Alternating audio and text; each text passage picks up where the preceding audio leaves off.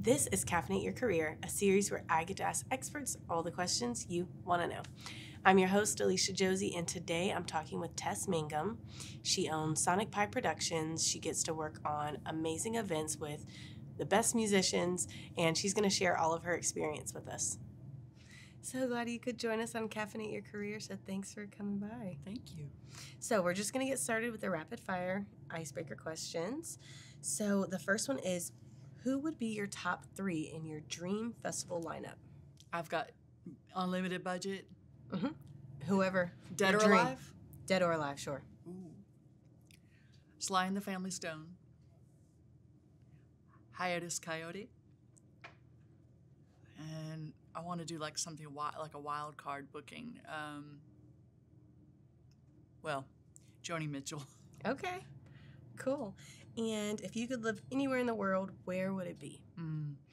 I would like to go back to Ireland. I went to grad school in the west of Ireland, and it's just, people talk about like the magic or that Ireland is a little bit magic, and it's really not a joke. Okay. If you are open to it, there's something different going on over there in terms of culture and music and people and literature, of course, but for a music lover, it just seems like a really special place, and it's gorgeous.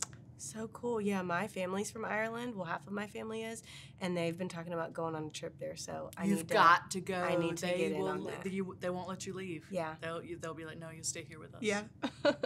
Okay, and my last question for you is, what is your biggest fear?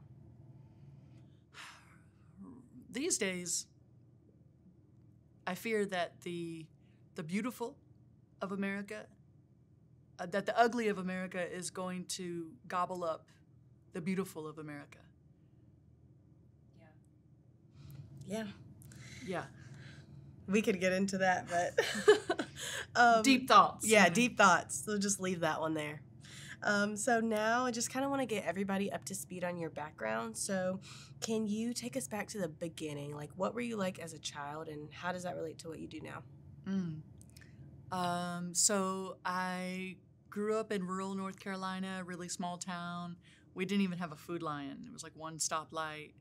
But then I would spend the summers with my father in Jacksonville, Florida, which compared to Locust, North Carolina, is a huge city. So I had a good blend of small town and then huge city experiences. I have a lot of brothers and sisters. I'm the firstborn of many.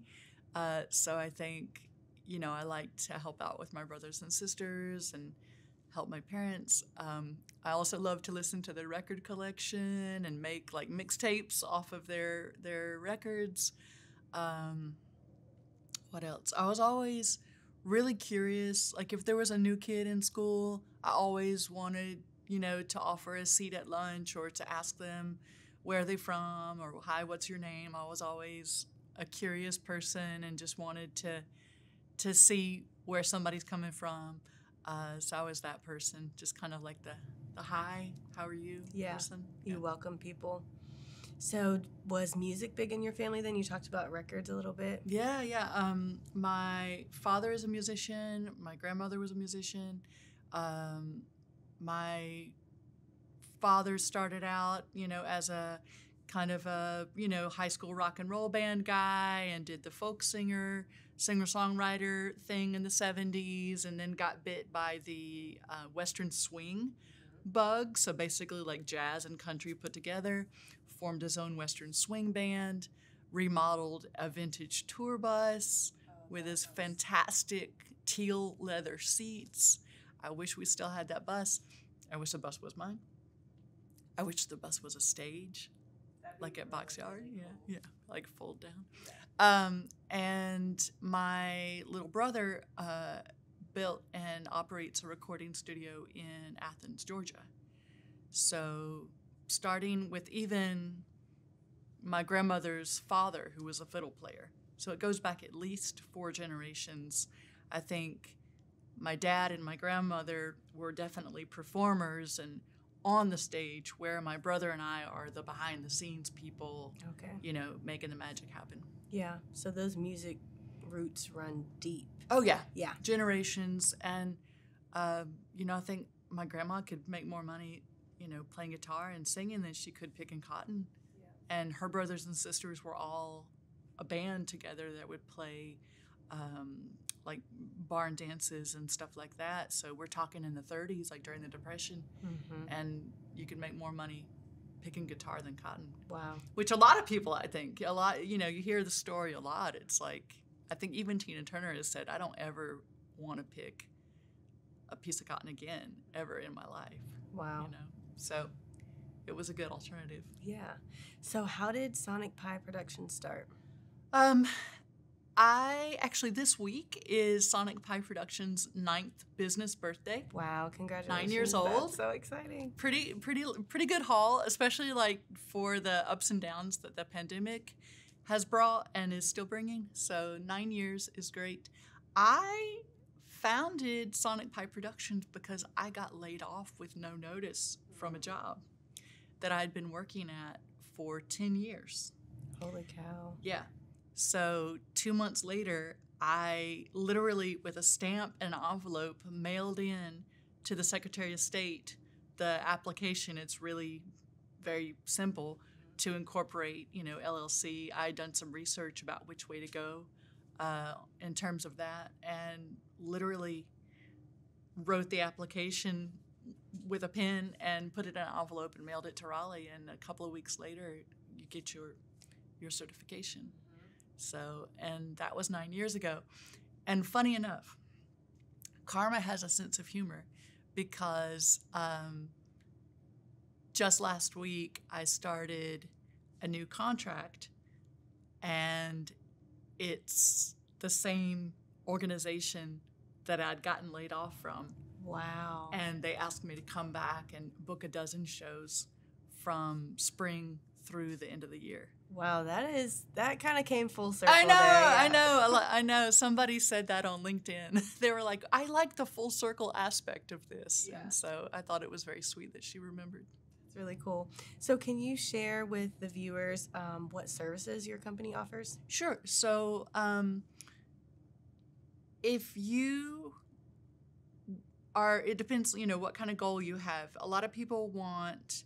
So we produce live music events and other cultural stuff, but mostly in the realm of live music. So if you want to, say, retain the residents of your city by increasing quality of life, and you notice to keep the young people here instead of having them go off to another city, you need to provide like free summer music series or concerts or things to really retain your brain trust, then that's where we come in. So I can curate and negotiate with agents and performers.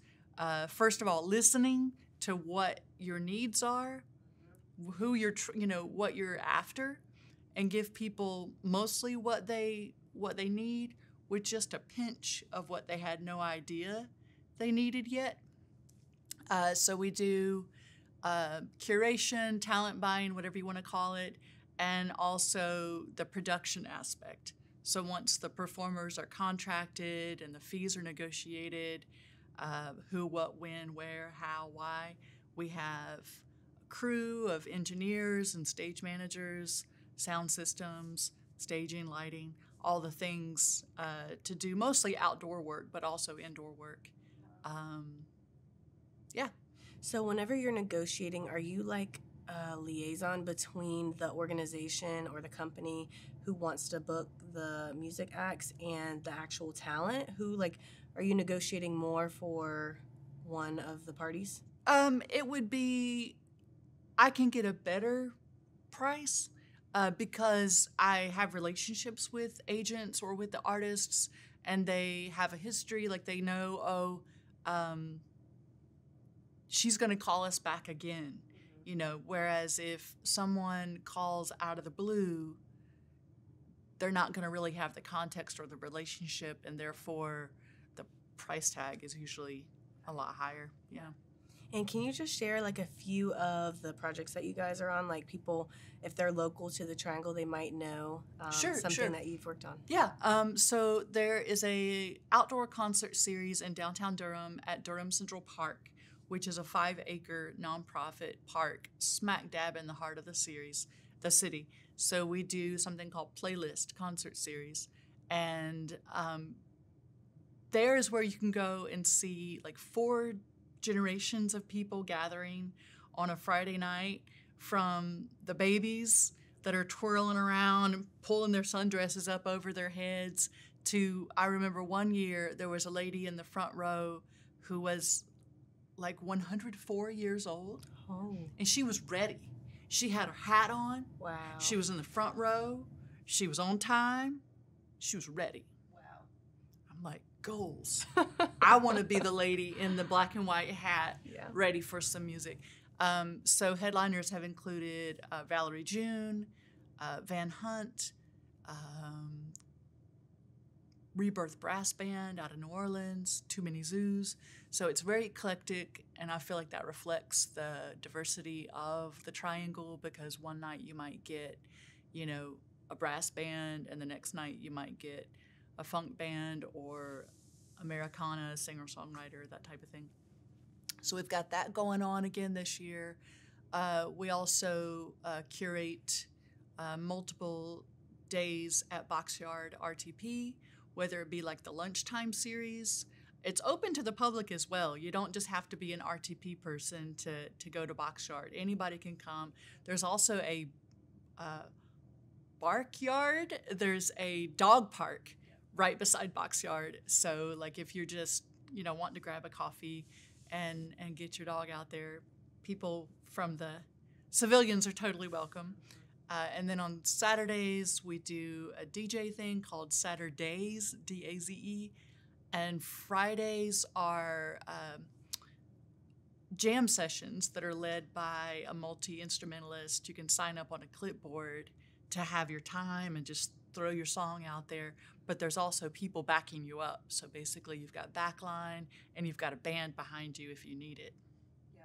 I love the jam sessions. I worked Lojo last weekend, and people were like, encore, encore. And it was supposed to end at 8, and I was like, oh, God, I got to go. And they're yelling encore out there. They had phones, and they were, like, waving with the music. And, Steve is so into it, so I'm like, I'm going to just let him keep going. Yeah. I mean, what kind of jam session gets an encore request? Yeah.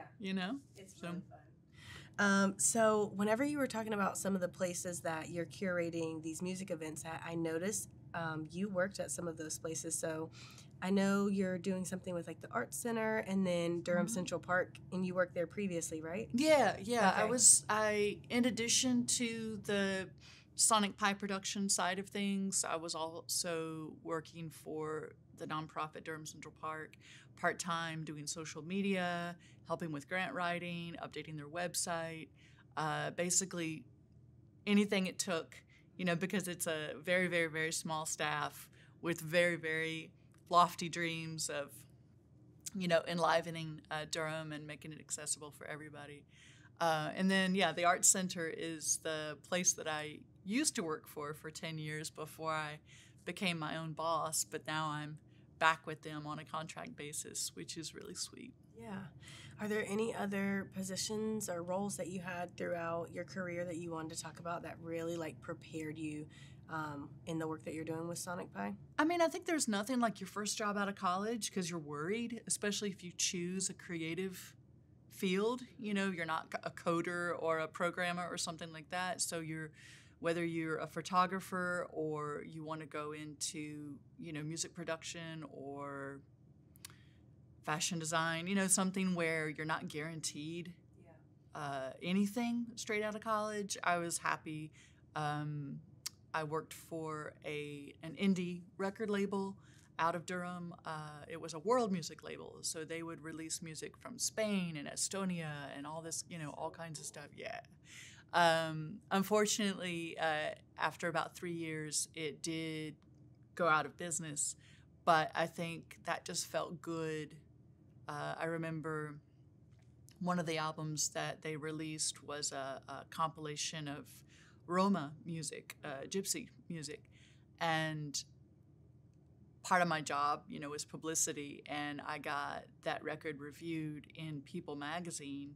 Wow. And it was an issue that had Brooke Shields and Andre Agassi on the front cover, you know.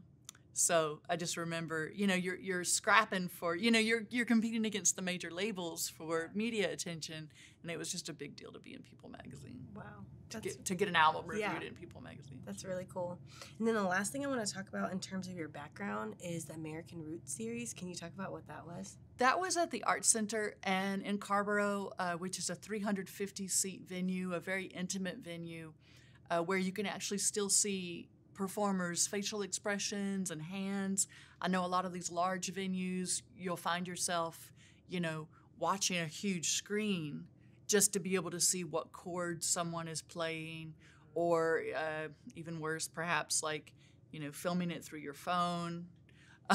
But this is an intimate venue, and I'd say it's been almost 20 years ago by now, and I wanted to create something. These days they would call it Americana, which encompasses everything from Michael Kiwanuka to Jason Isbell to Valerie June. To me, Americana is a big tent loving genre that incorporates country, alt country, Zydeco, blues, everything indigenous to America, as opposed to just being like straight ahead. There's something special about like the iconic American experience. So I wanted to create a series that would be a good seller and be palatable, but also shine a light on, for instance, the Carolina Chocolate Drops that are from North Carolina, and they learned under a famed African-American musician and played banjo and fiddle. It was more than a string band, but for some people, it was the first time they'd seen people of color play what they thought were bluegrass instruments, So that was the American Roots series. We had Dr. John a couple of times, right near the hurricane as well. I remember his band, they're from the lower Ninth Ward, and their homes had all gotten either damaged or destroyed during that time of the tour. So they needed to bring the money back home. Mavis Staples, Betty Levette, Bonnie Prince Billy, Ricky Lee Jones was amazing. There's a grand piano there at the venue as well, so it's nice to be able to take advantage of that and book those kind of people. That's really cool. So what would you say is a typical day or week like for you? If I have laptop and phone, I can really be anywhere, but it's really tempting first thing in the morning. I think we all pick up our phones and look at it, even if maybe we'd be better off not looking at it. But just depends on kind of what mood I'm in. Yesterday morning, I was really in a early bird catches the worm mood, and I just got up, got the coffee going, and hit the emails. I'm a big fan of just simply like a notebook of writing to-do lists with check boxes, and it helps keep you focused because home is office, office is home, even before the pandemic, and so you need to keep yourself on task. Yeah. And so I love my check boxes when I get stuff done. So it's a lot of emails.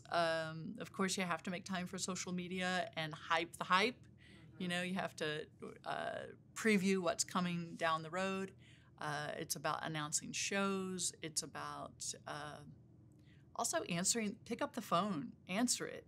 Or if somebody texts you and it's obvious they need something or they need advice, pick up the phone, get on it. Yeah.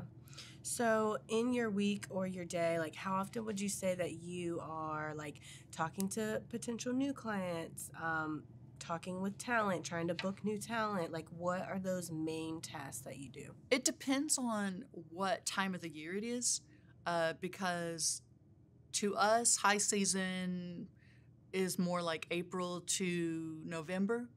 Great weather in North Carolina, especially since a lot of our work is outdoor and festival related or, series related. If it's high season, if it's April to November, you're not only juggling the typical like admin stuff and invoices and contracts, phone calls, emails, all that. You have load in and load out, and you've got shows, or you're assigning your crew to work the events. So you're juggling both. And then in the winter, maybe say, December, January, February, there are not so many events, and you can concentrate on like writing a better newsletter. Okay, yeah. Or, doing the things that you're not going to have time to do once it comes to be August. Yeah, so it's kind of depends on what season it is. Yeah. So how often are you actually like at the events, or do you just kind of get them going and then they're kind of self-sufficient? How does that work? I've got a great crew, some of whom have been with me since the first season.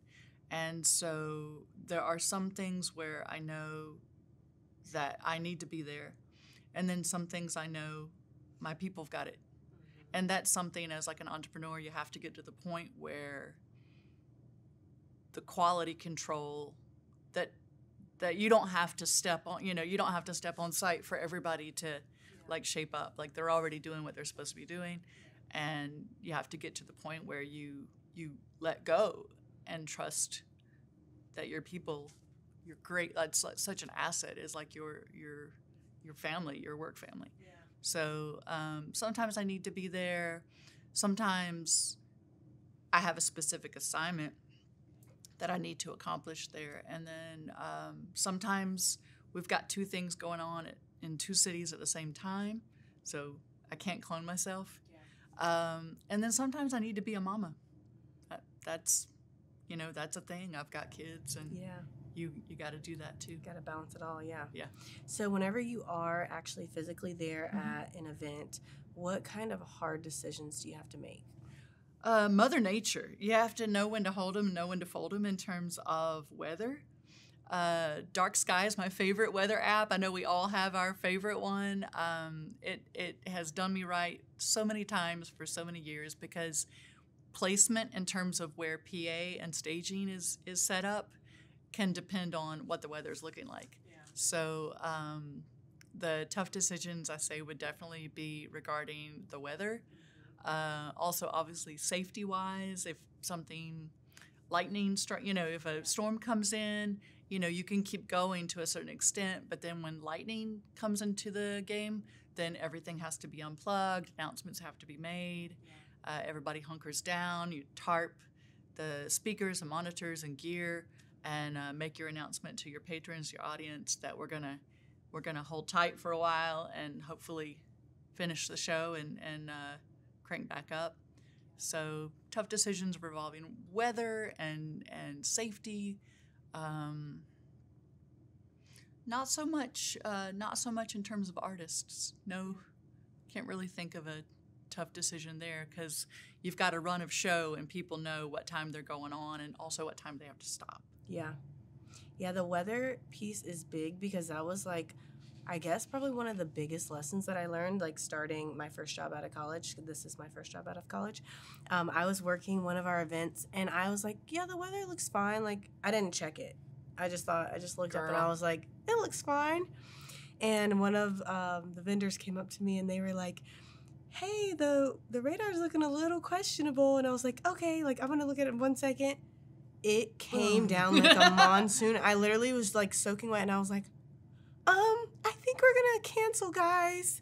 Yeah, so the weather, you have to look at the weather apps and the radars and see like when it's going to come over the area. Exactly, like normally coming from the west, coming across the mountains and through the triad, and Mother Nature's in charge, so you gotta have respect. Yeah, I'm like, biggest lesson, I will not do that again.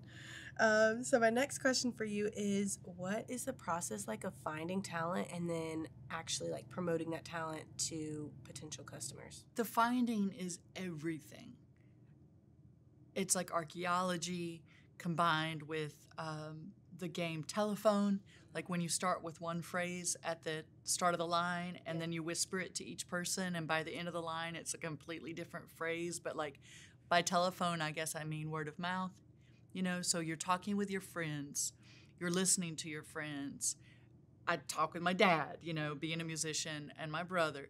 I read magazines and blogs. I do go to shows, not so much lately, because of pandemic restrictions.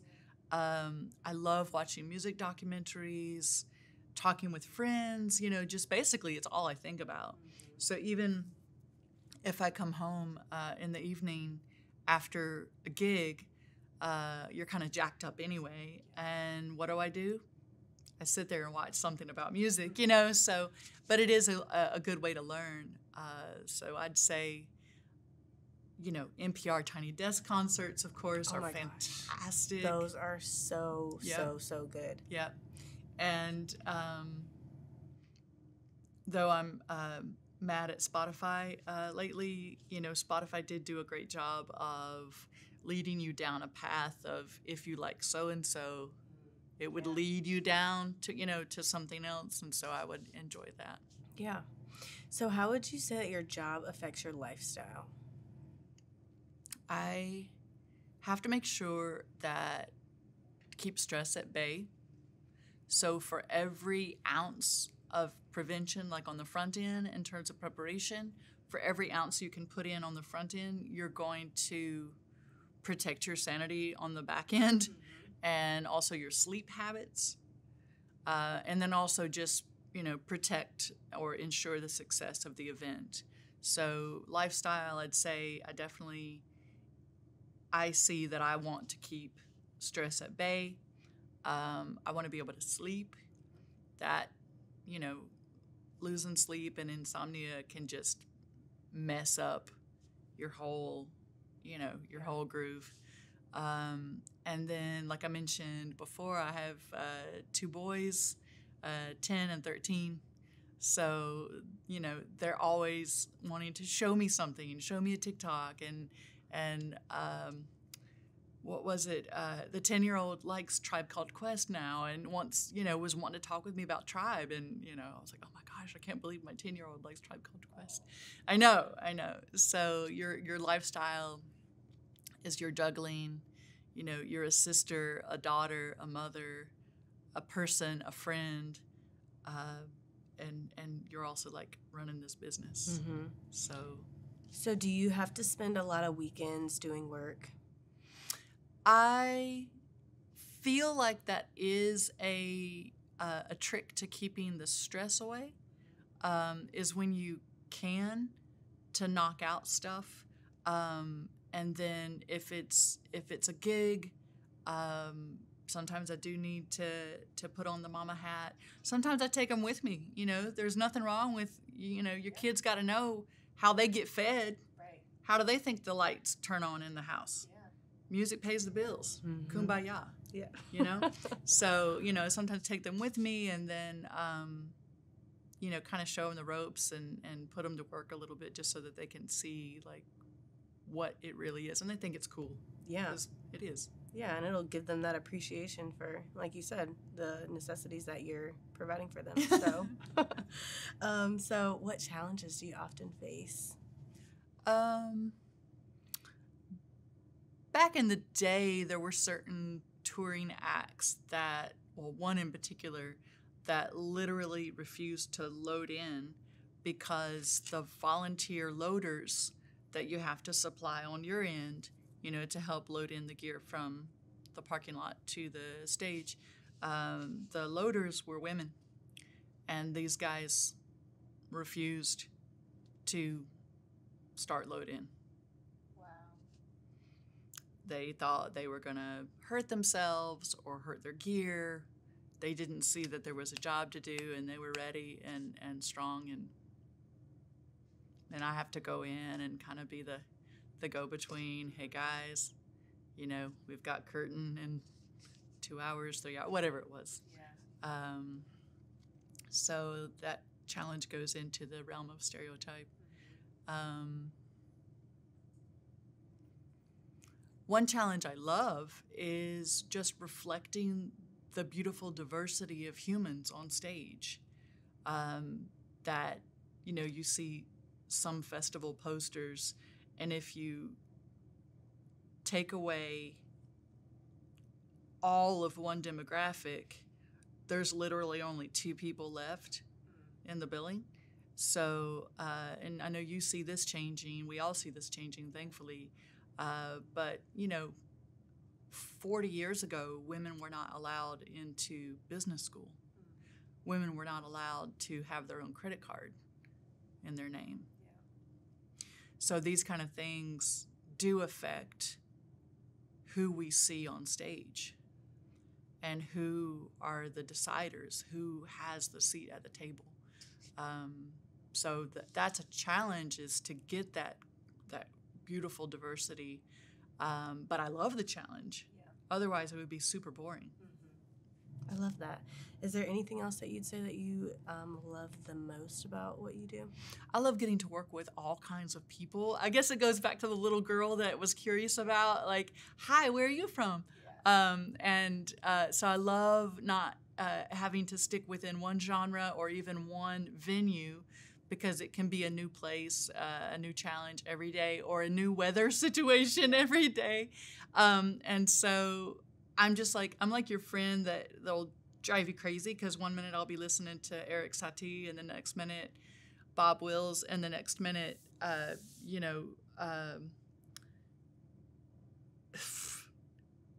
Duke Ellington, So in your job, when you get to be around and book and work with all those kinds of different art forms, it keeps you excited. Yeah. Okay, so now I want to go into some advice that you would have for people who think that they want to curate music events. So my first question for you is, what skills are necessary to do a role like yours well? Mm-hmm. I feel like you need to be able to walk a mile in somebody else's shoes. For instance, at that load-in situation, or there have been other situations like that, although not related to gender bias. If you have, for instance, a touring crew and a home crew at a venue, and something needs to get moved or done, and there's a failure to communicate, as the old movie says, you have to be able to walk a mile in their shoes and walk a mile in their shoes, understand where they're coming from, but then get that commonality going, or just call the shots, period, and be the one that makes the call and says, folks, I hear you are saying this, I hear you are saying this, but what I'm doing is looking at the clock. So move the piano 4 feet to the right. Yeah.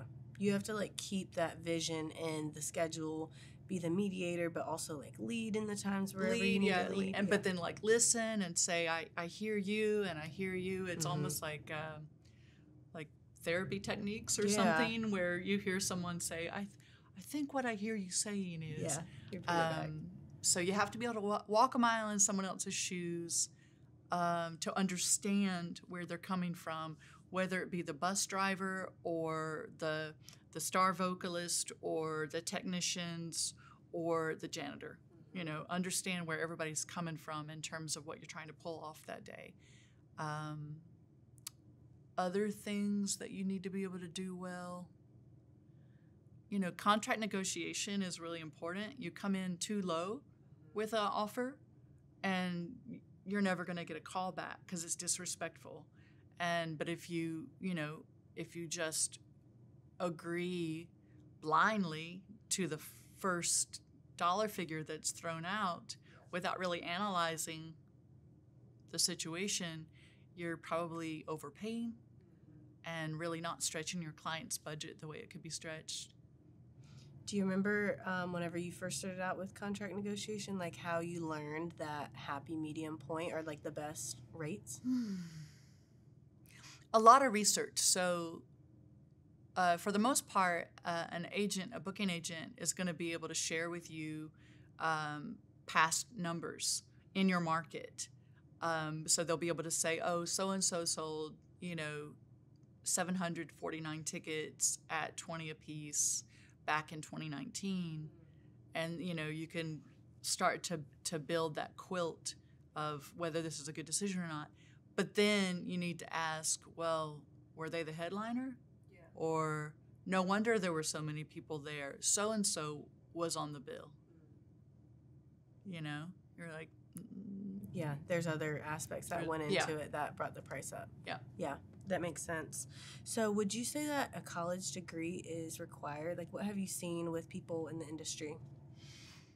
I think almost in terms of like admin and curation and people working that end of festivals, talent buying, most everyone does have a 4-year degree. On the technical side of things, many folks just started from, ground level, pushing road cases or just really going in on ground level and then working their way up and learning. Of course, there's also, universities that specialize in audio degrees, Elon University, Middle Tennessee State, those kind of places. I feel like for curation, administration, contract negotiation, if you don't want to go to college, do something that gives yourself an awareness of culture and people and equity and maybe even business. Read and ask questions of people that you can trust. Yeah, I love that advice. That's great advice. I mean, I hope people don't go home and tell their mom, Tess said I don't need to go to college, but yeah. I do think there are things that can replace a traditional degree, things that you can do, experiences that you can have, join the Peace Corps, whatever, that can set you up in a way that you have a larger understanding of music's place within a big picture, a broader, like a cultural realm. Yeah. Yeah, I love that there's, different options that you can do, because if college isn't your thing, you don't have to go that route. If, you want to go more like the Peace Corps route where you're getting some lived experience, then I love that too. Do you have any advice for young people who are looking for jobs in this field? Like websites to look at or any tips or anything? If you, there are like private Facebook groups that are specifically for stagehand work. There's touring work versus non-touring. There are also unions, and you can look into the unions in your area that have to do with rigging or arts and entertainment. If you're more into the nonprofit and arts administration world, Arts NC, as well as the arts councils, they have a couple of job banks and websites, and then there's also like the Indeed.com type stuff as well. And then it seems like, just kind of from what you've been saying, that networking might be a big aspect of this industry. Would you say so? Yep. Yeah. Yep. So people can just go to networking events or just network at events that they're attending. An event.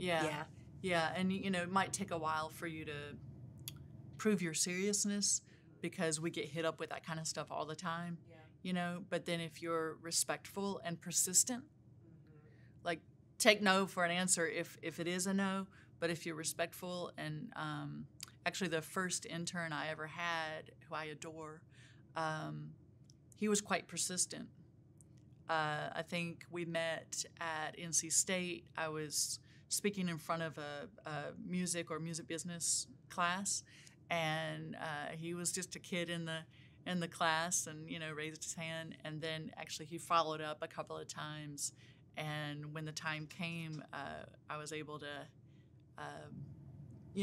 hook him up and give him a lot of challenges and a lot of fun. Really cool. And how can someone stand out whenever they find that job that they want to apply to it? What can they do to stand out on the application? Definitely don't lie. Definitely don't pad your resume with lies saying that you did something that you didn't quite do. Yeah. People use the phrase shared the stage with ... And they're trying to make it as if they performed with. Yeah. which is misleading. You know, you're not Dre and Eminem like that. It wasn't like that, right? You didn't share the stage with. If all you did you open for? Were you support for someone? That's great.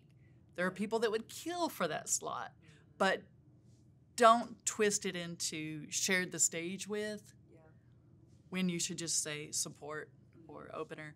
But yeah, don't, you have to highlight your abilities, of course. Be proud of what you've done. Even be proud of if you've done nothing. You are starting out, but don't say that you graduated from somewhere that you didn't, and don't say that you worked a festival that you didn't.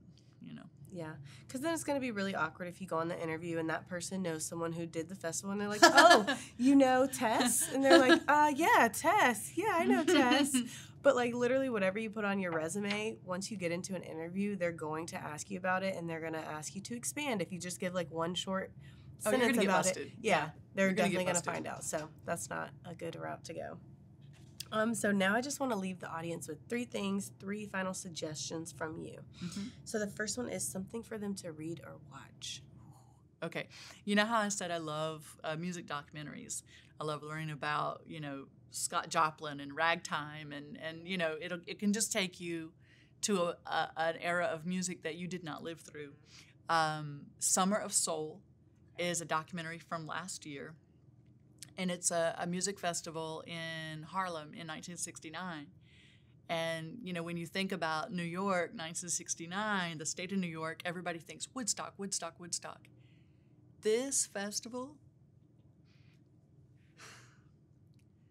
The Fifth Dimension, Sly and the Family Stone, Mavis Staples, Nina Simone. Did I say Nina Simone yet? I'll say it again. Nina Simone.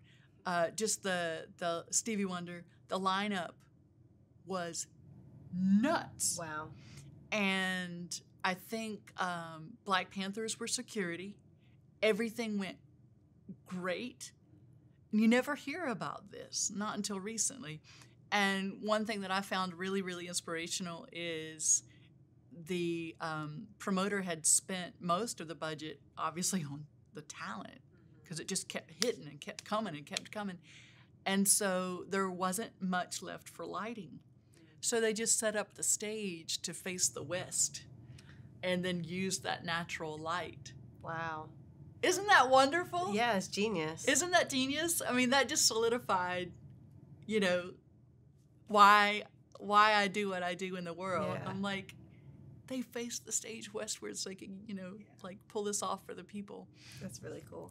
So watch Summer of Soul. Yeah. Okay. That's my final answer. Something for them to research deeper. I would love to see people maybe step their musical minds away from Western music and perhaps away from the 21st or perhaps even the 20th century, and then think about the 2,000 years that we have before the times that we're in. And I really love Ethiopian jazz. I love it. My master's is in ethnomusicology, so I really do think a lot about more than Western music or top 40 or even more than music for the past 100 years. It's not like we can access that on a radio station, but I would encourage people to listen to something outside of your comfort zone. Yeah. You really can never get bored. There's so many things out in the world that you've never heard of before, so there's no reason to ever be bored. And the last thing is a final piece of advice for them as they go on their journey. I feel that it's really important to stay on top of your business, so that put out the fires when they happen, so that you can be open to the magic that falls in our laps once in a blue moon. Because if you've got all these things that you procrastinated about and you've got all this stuff undone, when that magic drops, you're not even going to be able, you're not even going to have the headspace to benefit from it or jump at that opportunity or to say yes. Maybe you didn't even pick up the phone and it went to voicemail. So if you're not on top of your game, and please don't procrastinate, get that grant written, get that festival booked, or sign that contract, return that contract, send those promo photos, so that when those special, magic, surprise, positive phone calls or emails pop in, you're going to have the headspace to say yes instead of saying no. And the same thing can go for if someone calls and they need help or advice. Kind of, musical karma, like, don't say no just because you're in the mire or in the weeds of whatever. If somebody needs help with a project or something, have the time and the headspace so that you can say yes, because sometimes beautiful things can happen when you take the time to help other people. Yeah, I love that. Well, this was amazing. So glad that I got time to sit went by down too and talk with you. fast. I know, right? Yeah, that was so easy to talk to you. So I really enjoyed this. Thanks for coming on. Yeah, thank you so much. Thanks, everybody. Thank you so much for watching. Be sure to like and subscribe. And to see more Caffeinate Your Career episodes, click the link on screen.